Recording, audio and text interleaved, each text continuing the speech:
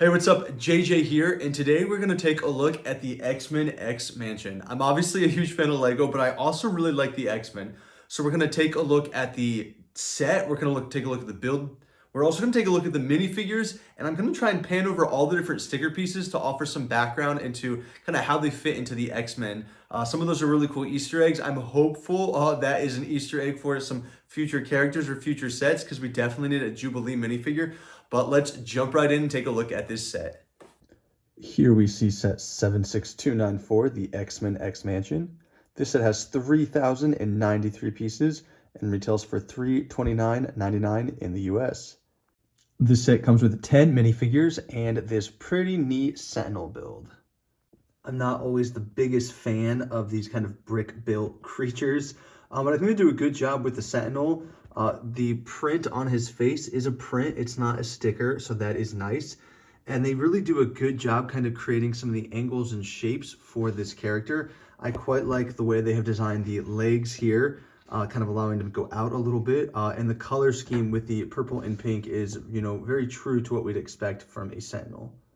There's also this little gadget on the back, and we see some of these along the whole mansion build, but essentially we can add a clear plate there so that characters can kind of be attacking the Sentinel. And here you can see what I mean. I've added Gambit there kind of on that piece so that he can be displayed, in motion as he is fighting against the Sentinel.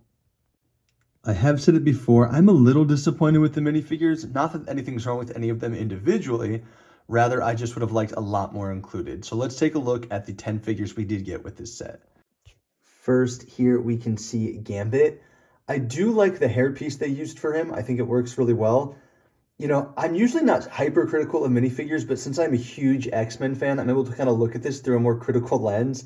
And I don't love the face printing here for Gambit.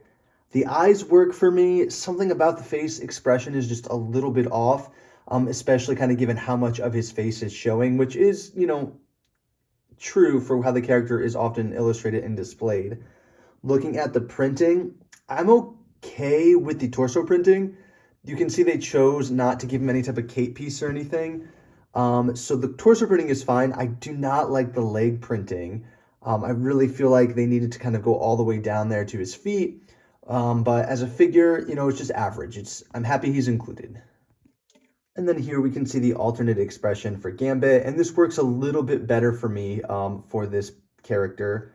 There is some back printing, which is fine, but all in all, just a very average minifigure, which is such a bummer because Gambit's awesome. And now we're going to look at some of Gambit's accessories. Of course, he kind of just has this pole piece, which works well for him. And then he also has these 3 playing cards that are unfortunately stickers, but I do like that third one of the X playing card. And kind of this, pinkish, purplish piece for that like energy that he emits. All in all, I think it was really necessary to capture Gambit and his character overall. I just wish they had done a bit of a better job with both his face print and really with the leg printing on this character. Next up is Rogue, and similarly, this is a character that I think it's a better figure than Gambit, but I still am wishing there was a bit more. I do like, you can see that green headband, that's kind of a printing on her face. I like how that works together with this hairpiece. And I do like the white streak, of course, that we know to be true for Rogue. I wish the hair was a little bit darker to match the cartoons just a bit more, but I do like this color they picked, so it's okay. I actually like her torso printing on the way they kind of have both her X-Men uniform and the jacket included there. I like the use of her gloves. Are they always, I guess they are always the same color as her pants. It kind of doesn't stand out as much because so many of these minifigures have gloves. And then similarly, her leg printing is just okay for me. It's not necessarily as important as it is for Gambit, for instance, just the role that kind of, his shin guards and everything play, but it's a fine figure.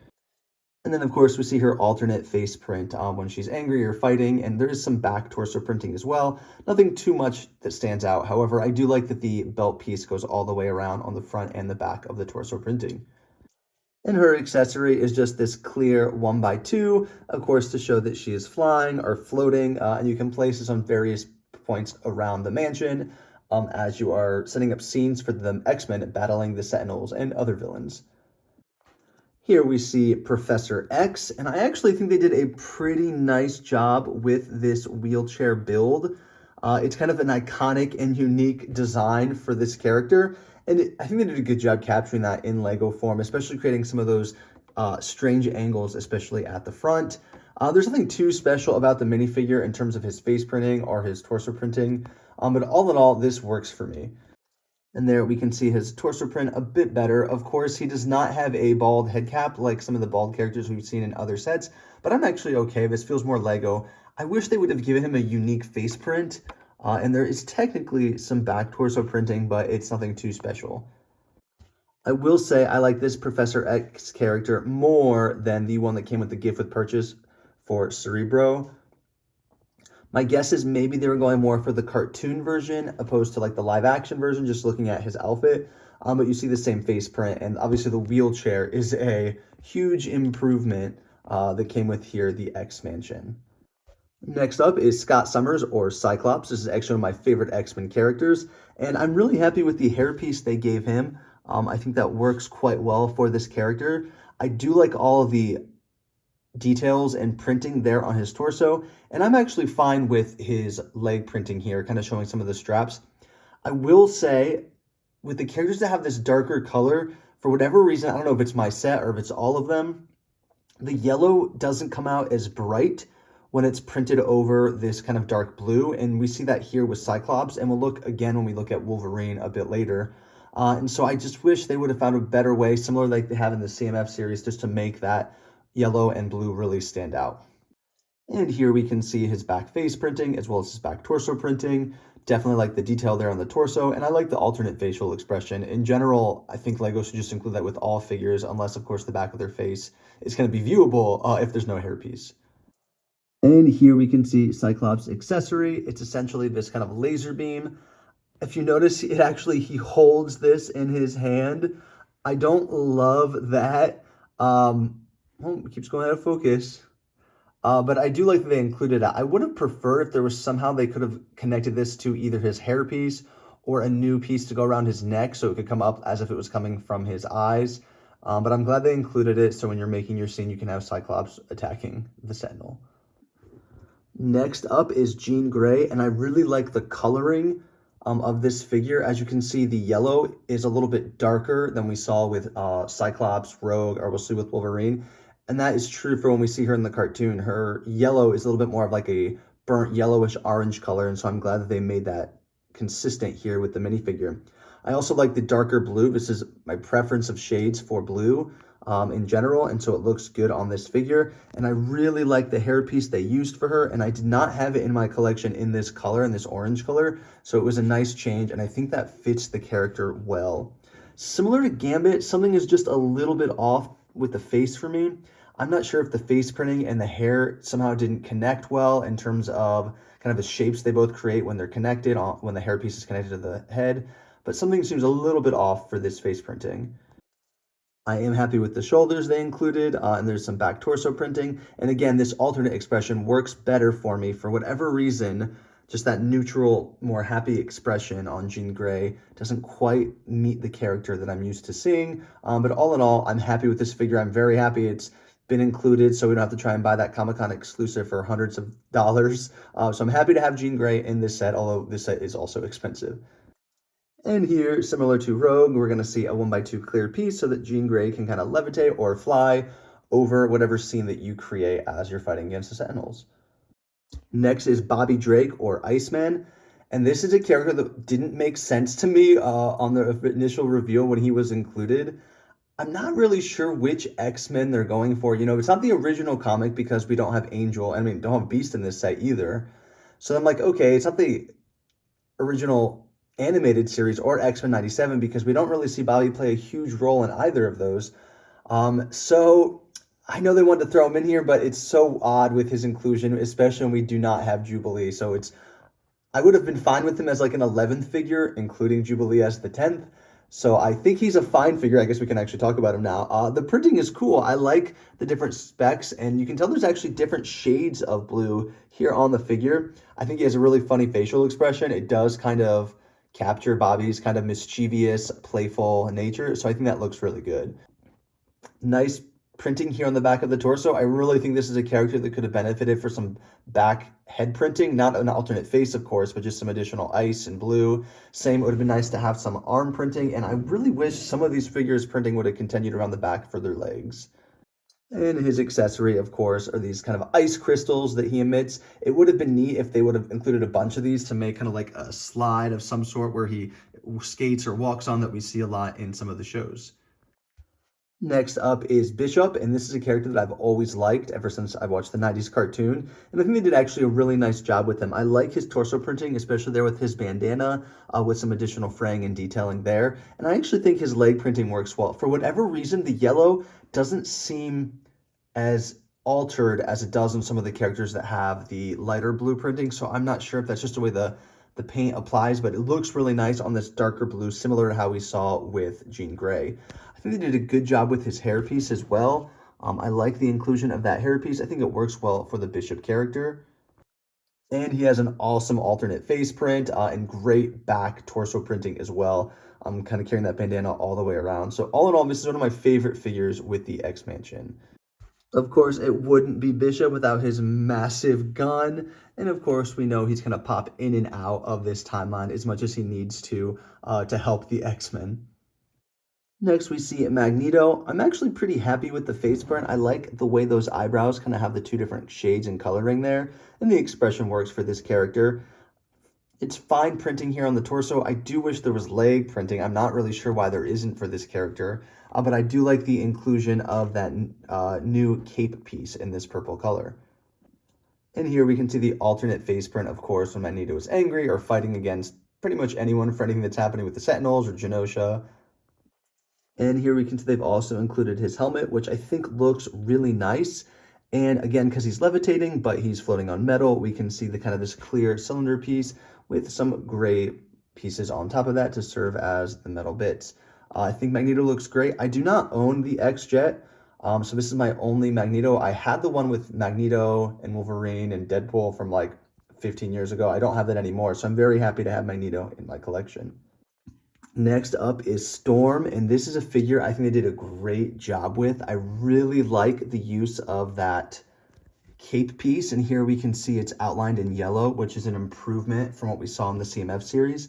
I also like the hairpiece they used for her. It's kind of the more traditional, what we expect with Storm, and I like the torso printing open there on the sides as well. I really like this hairpiece, and I love that face printing. And here we can see the alternate face print, which just looks so neat with the kind of thunderbolts or lightning bolts, excuse me, there next to her eyes. And the way they've white over. So really cool printing, really cool character.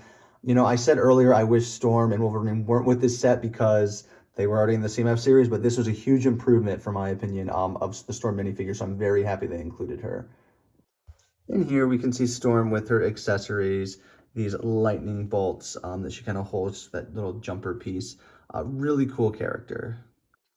And of course here, comparing Storm to the CMF version of Storm, I do like the newer one better in terms of the face print, the hairpiece. The torso on each, you know, it's negligibly different. Of course, there is leg printing on the CMF version, so I would prefer that, but I also really love the outline of the yellow on the cape that we see here with the X-Mansion version of Storm. And next we see Wolverine, and try not to be too critical. This is a huge downgrade from the Wolverine we saw with the CMF series. The headpiece is great. I love the mask for the Wolverine. His face printing and the back face printing, which we'll look at in a moment, are both great. I like the torso printing. It's not super different to what we saw with the CMF series. And similarly with Scott Summers, let's see if we can zoom in. Can you tell? The yellow just looks a little off. You can almost see through the yellow and see there's a darker color, in this instance blue, behind it. So I don't love that.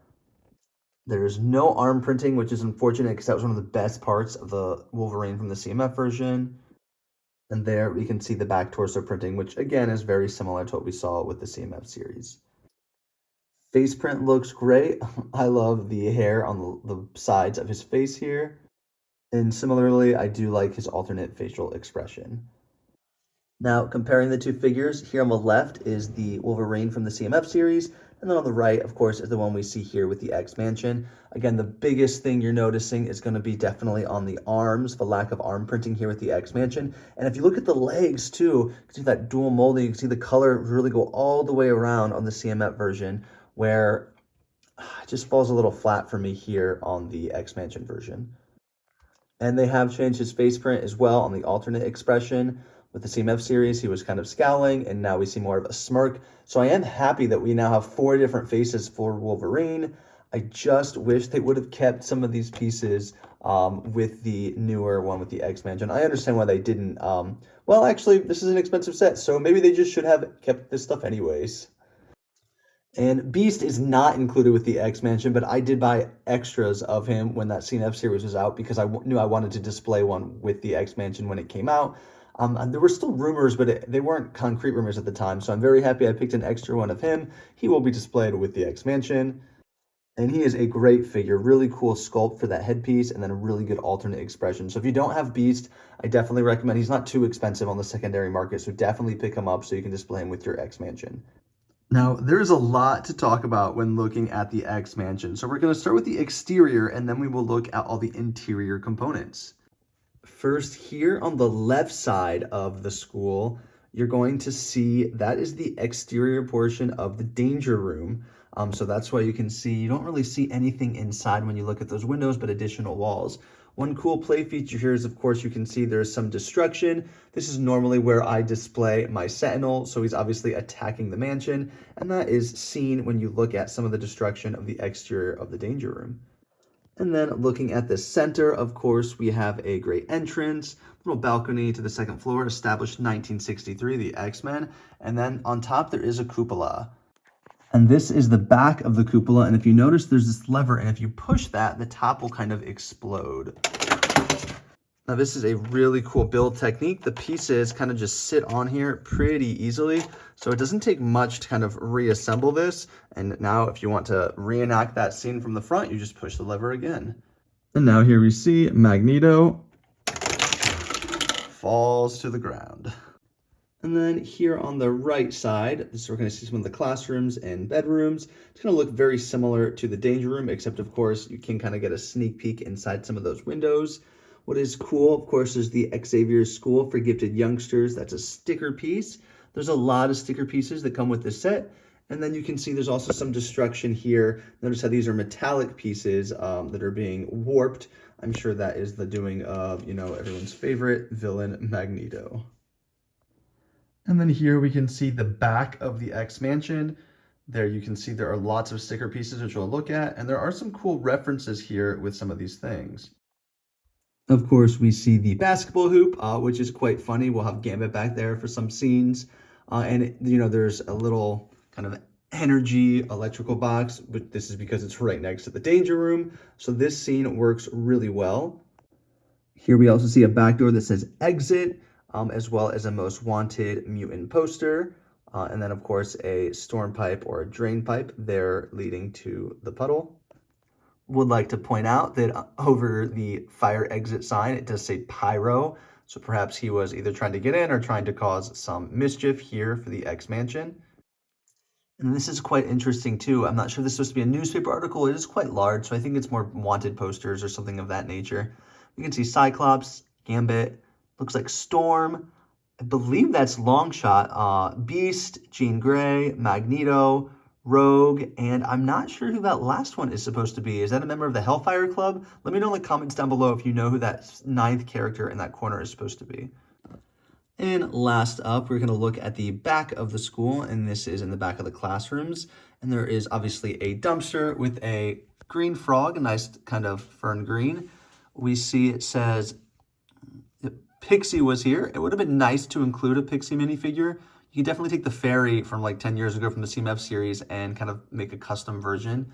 I'm not sure what the reference of Claws is. I'm guessing that's Wolverine. Maybe just a nickname. Is that Sabretooth, making fun of him? If you know something else, let me know. But what I see up here, that is Nightcrawler. Man or monster. Nightcrawler is one of my favorite characters, and I would be very excited for them to make that hairpiece. and face print. I mean, just the hairpiece. I could probably, create my own version with some other characters, but I would love to see a Nightcrawler minifigure. And then live concert, we see Dazzler. I really like the hairpiece they used for her on this print. That's one we're seeing more and more used, and I think it works well for that character. Let me know what you think. And one thing that is really cool about this build, as you can see, the three parts come apart, and then you can really take the roof and each level off as well. So here you can see I've taken the 3 roof pieces off, and now we will look at each of the rooms individually. We will look at the danger room, kind of the entryway, Professor X's lab. There's also going to be a bedroom as well as a classroom. So let's take a look and see some of the cool Easter egg and features in each of these rooms. And we will start off looking at the building here on the left. This is going to be the danger room. As you can see, it kind of has the 2-story danger room, as well as kind of an observation deck, and then this little walkway we see kind of between the buildings, and we'll take a look at each of these. So looking at the first or lower floor of the danger room, there's a lot of cool like missiles, flames, lasers. You can see some spikes there on the floor. One thing that's cool is these walls for the danger room, these 2 sides come out. And there you can see it's kind of an easier way if you want to position minifigures, you're able to do that. On this back wall here, we can see the flames, which look quite nice. And of course, there's the red and green kind of buttons if it's activated or being turned off. So that is the first floor of the danger room. And here we can see the second floor of the danger room. Again, there is a camera there. We see some additional lasers and additional kind of spikes and different guns coming out. And similarly, we're able to remove some of these walls, and that just gives us an additional insight into kind of the danger room and the ability to look in and kind of position figures in different ways. One of my favorite parts, of course, is kind of that observation tower. It says danger room activated, and you can place a minifigure in that little hallway, kind of looking down at the danger room session, which is quite nice. And here we can see the 4 wall builds. Again, here are the lasers. We see some chainsaws, some rockets, and then some additional missiles as well. All kind of work together to create this dangerous room for the X-Men to train. And I do want to point out, there is kind of a walkway between each of the parts of this build. So of course, up here, we saw this kind of observation area where you could look into the danger room. There are some neat kind of panel pieces there. And then we see this board as well. Which is nice. And then on the bottom here, we kind of see the entrance to the danger room. This does have a play feature where this kind of X-Men can kind of slide in and out, kind of to serve as the actual opening for the danger room, which is quite nice. And you can use that kind of power box we looked at earlier when looking at the outside to slide open the door to a danger room. And then we do see a television in this hallway. Sentinels returned, keeping us all safe, right? Mutants everywhere. And you can see the newscaster is quite nervous. And does he have an additional hand? Does he have too many hands? Is that a mutant? Let me know in the comments down below if you know what character that's supposed to represent. And of course, it says the mutant registration vote. There's a newspaper there. And then a fire extinguisher for if and when things get too crazy here in the danger room. And next up, we will look at this central portion of the X-Men X-Mansion. Again, just like the other part, we're going to see this is going to easily come apart so that we will look inside at the different components of this part of the mansion. Looking here at this entryway, there is a very cool X mark, probably a rug for the entryway, as well as 2 chairs. And then we can also see an elevator that goes up and down. And then when we turn it, of course, we can see the opening of Xavier's School for Gifted Youngsters. There we can see on the left, Magneto, and then on the right, Professor X. This is cool. It does give you directions to either the classrooms or to the danger room. And then here is a neat throwback as well. If you look there, these are the original X-Men. You can see there Professor X in the middle. To the left of him, we see that is Beast. Above him is Jean Grey. Top left is, of course, Angel. Top right is Scott Summers Cyclops. And then we see Iceman. So they didn't include Angel in this, which is, like I said, the most confusing part about including Bobby Drake Iceman. But I'm happy there's some references to Angel, and hopefully we see some additional X-Men in future sets. And then the second level, of course, we see the entrance to the lab through the elevator. So there is going to be kind of a hospital wing lab, as well as kind of this little build for Cerebro. There you can see a mention for it. I'm glad there's a reference to this. Obviously, we don't get a huge fleshed out build like we got with that gift with purchase. So that is a nice sticker piece there. And then there's some other kind of just things you'd expect to see in a hospital type lab setting. Of course, there is a bed, and this is one of my favorite pieces. If you notice, it kind of has the map of the world, or parts of it at least, and all the different minifigures, kind of to represent when Professor X is able to kind of become in tune with the other mutants with his psychic abilities. So that is really cool. And then looking here, we also have this bed, perhaps a X-ray machine, and if you raise this up, you can see there is a image of Wolverine, and you can see that with the claws there. And then in the corner, there's just some additional files, drawers, and snacks and sodas. And I do want to point out that the sides to these are open. This build is fully enclosed from the sides and the back, but when you take the different pieces apart, of course, you'll see openings that serve almost as those walkways. This is kind of a unique way to connect them. It's not what we usually see with the modular buildings with kind of the Technic pieces. Here we have a much more stable connection, but there's no connection point at the top level, which does make it easier to remove the roofs and the second stories. But what you pretty much do is you slide this in, and then the buildings will be next to each other. And then, of course, here we can see the connection and kind of what that looks like when you pull the pieces together. I don't know if we looked at it earlier, but down here we do see that Latin term that we see in the X-Men. It translates roughly to things that change that should be changed, or something of that nature, which makes sense given that this is a school, and of course that we are looking at mutants specifically. So let's look at the third and my favorite of the three components to this build. And this third and final build is going to have a bedroom, kind of a little lab build, as well as a classroom and kind of a little walkway here with a library. Looking here at this hallway, of course, we see a Creole cookbook, which is great. We'll bring Gambit there in the kitchen. And there's also a medical science book as well. And then just some other kind of unbranded books we see, which makes sense as we walk into this unfortunately very small classroom. Here you can see there are two desks, both chairs and the desks. There is a little travel brochure, I guess if we're going to Genosha. There is a globe there in the corner. That is not a super common piece, but we've seen it a few. And even though this set does not come with Beast, I do like the reference here of the First Class online. I think that's quite funny. You can look at some of those characters there on the online portal. We don't recognize all of them, so I'm not sure if those reference other characters that will eventually be made into X-Men minifigures. And then, of course, we can just see some calculations. And similarly to the door for the Danger Room, we see that this can open up, and it offers some additional insight into kind of the Sentinels and different things that are happening. So pretty neat for a classroom build, even if it is small. And oh, and there's one more painting over here. Let's see. Important info. Okay, I think that's just trolling Wolverine. That's him in the X-Jet.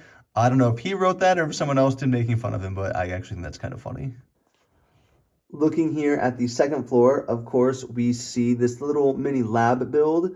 On the computer screen, of course, it is looking for the cure for the X gene. We can see some things there on the ground. For instance, the cup has fallen. And so this is just kind of a nice use of this hallway space to kind of create some meaning. But my favorite part is definitely kind of the bedroom here. First, we have Wolverine's side of the room, which we can tell because he has that framed photo of Jean and Scott, as well as having his sword. There's a bottle there as well. So this is Wolverine's side. I really like the fact that they made this into a sticker piece. Having that in Lego is just hilarious. It is less clear to me who the other side of the room is supposed to be. I would guess probably Iceman, Bobby Drake. It could be Gambit, but if you look, there's a comic book, and it is a reference to kind of the original team. And there you can see Iceman, Jean Grey, Scott Summers, Beast, Angel, and then fighting against Magneto. So it makes sense for this to be Bobby. There is a Gubble Bubble bubblegum piece here. I really can't think of many characters outside of Jubilee and Boom Boom who are known for chewing lots of gum, and I wouldn't think they would share a room with Wolverine, but maybe Jubilee left this for Logan as a gift. So I do like, this is probably one of my favorite of the kind of builds, are these two, the bedroom as well as a little lab build. And there we see the X Mansion. Now, of course, I would have liked the set to have been bigger. It's a mansion. Let's keep making it as big as possible. But, the larger you make the set, the larger the price point. And so I'm happy they didn't get too out of control. It does look like a mansion. I do think a lot of the build space went to this kind of front yard grass area, which does make sense from a build standpoint and a display standpoint. However, I wish that the rooms had been a little bit bigger. We could have included some additional detailing, which would have been nice. And that goes for the back as well. And what I mean by that is just that I don't know if we needed the back to be 4 studs deep. Even 2 studs, I think, probably would have been enough to kind of create this kind of alleyway for the characters to be. So I would have liked that to be changed ever so slightly. All in all, I do think this is a really awesome set. I like the inclusion of all those kind of clear pieces. You can really customize how you display your figures in front of the X Mansion during the Sentinel attack. For me, the only big letdown, of course, is not including Jubilee. A lot of the other things I can get over, but I am hopeful, optimistically, there'll be another X-Men set with multiple characters that you kind of add to this set to complete the X-Men team. Additionally, I just want to point out that the instructions in the sticker sheet comes with some additional stickers. You can see the kind of the plus sign there. And most of these are either, X-Men claws, damage for the Sentinel with the exposed wires, or some additional, damage stickers. So you could really place those on the Sentinel or on different parts of the X Mansion to have it in various stages of disarray. And so that's a nice inclusion. I wish there were more, and I wish more sets did this. Let me know in the comments down below what you think of the X-Men X Mansion. And if you want to stay updated with LEGO leaks, rumors, news, and reviews, hit the subscribe button down below. Thank you so much for tuning in. I will see you all next time.